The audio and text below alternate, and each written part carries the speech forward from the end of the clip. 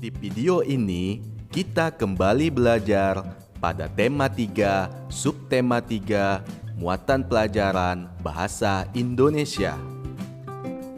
Mengidentifikasi kosakata baku dalam teks eksplanasi. Kalimat efektif adalah kalimat yang terdiri atas susunan kata yang sistematis dan menggunakan kata-kata baku. Kata-kata baku merupakan kata-kata yang penulisannya telah sesuai dengan pedoman ejaan bahasa Indonesia. Kata-kata baku digunakan pada acara-acara resmi dan penulisan karya ilmiah. Contoh kata baku dan kata tidak baku. Kosakata tidak baku, zaman. Kosakata bakunya, zaman. Arti kosakata, jangka waktu panjang atau pendek yang menandai sesuatu, atau masa. Kosakata tidak baku yang kedua, lobang. Kosakata bakunya, lubang. Artinya, liang. Nomor 3, tahun. Kosakata baku, tahun. Arti, masa yang lamanya 12 bulan.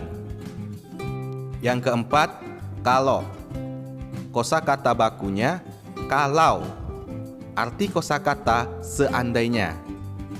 Kemudian yang kelima, kosakata tidak baku, enggak. Kosakata bakunya, tidak. Arti kosakata menyatakan penolakan. Pembelajaran berikutnya mengidentifikasi penggunaan kosakata baku dalam teks eksplanasi. Teks eksplanasi terdiri atas kalimat-kalimat efektif. Kalimat-kalimat efektif yaitu kalimat yang terdiri atas susunan kata yang sistematis dan menggunakan kata-kata baku. Ciri-ciri kata baku adalah tidak terpengaruh bahasa asing atau bahasa daerah. Berikutnya, kita akan mempelajari ciri-ciri kalimat efektif. Ciri-ciri kalimat efektif yaitu: pertama, menggunakan ejaan yang berlaku. 2. Menggunakan struktur bahasa yang tepat. 3. Memiliki unsur pokok, minimal ada subjek dan predikat. Keempat, menggunakan pilihan kata yang tepat sesuai kebutuhan, logis dan mudah dipahami. Kelima, tidak menggunakan dua kata atau lebih yang bermakna sama dalam satu kalimat. Berikut ini adalah contoh kalimat efektif, kalimat tidak efektif, dan alasan mengapa tidak efektif. Pertama, kalimat tidak efektif. Kita dapat mengatur lampu yang perlu dihidupkan saat membutuhkannya. Kalimat ini tidak efektif. Mengapa? Karena menggunakan kosakata tidak baku dalam kalimat. Kosakata tidak baku yang digunakan adalah kata dihidupkan, yang seharusnya menjadi dihidupkan.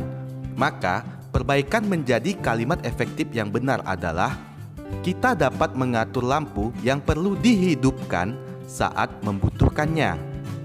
Contoh yang kedua, kalimat tidak efektif. Pada rangkaian paralel, kita tidak perlu menyalakan semua lampu-lampu. Kalimat ini merupakan kalimat yang tidak efektif. Mengapa? Karena menggunakan kata-kata yang bermakna sama dalam satu kalimat. Kata-kata yang bermakna sama yaitu terletak pada kata semua dan kata lampu-lampu. Semua memiliki arti banyak, dan lampu-lampu juga memiliki arti banyak lampu. Maka, salah satu dari kata ini harus dihilangkan. Jadi, perbaikan menjadi kalimat efektif yang benar adalah pada rangkaian paralel, kita tidak perlu menyalakan semua lampu. Kita masuk ke pembelajaran berikutnya, menjelaskan penggunaan kosakata baku pada kalimat efektif. Kata-kata baku adalah kata-kata yang telah ditetapkan berdasarkan aturan tata bahasa. Kata-kata baku juga digunakan dalam kalimat efektif. Kalimat efektif akan mempermudah penyampaian informasi dalam isi teks kepada pembaca. Kalimat efektif harus memenuhi syarat-syarat yaitu kalimat harus lengkap, logis, singkat, dan jelas. Lengkap artinya, kalimat efektif sekurang-kurangnya harus memiliki unsur subjek dan predikat.